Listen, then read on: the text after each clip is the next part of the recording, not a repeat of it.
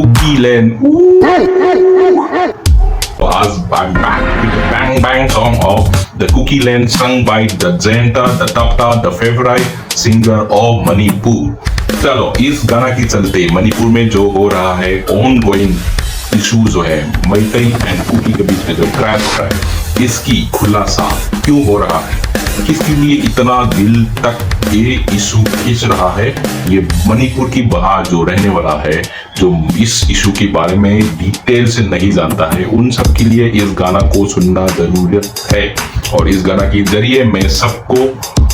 समझाऊंगा और इस गाना की मतलब को भी समझाऊंगा, उसके साथ साथ बहुत सारे बातें करेंगे क्यों इस इशू की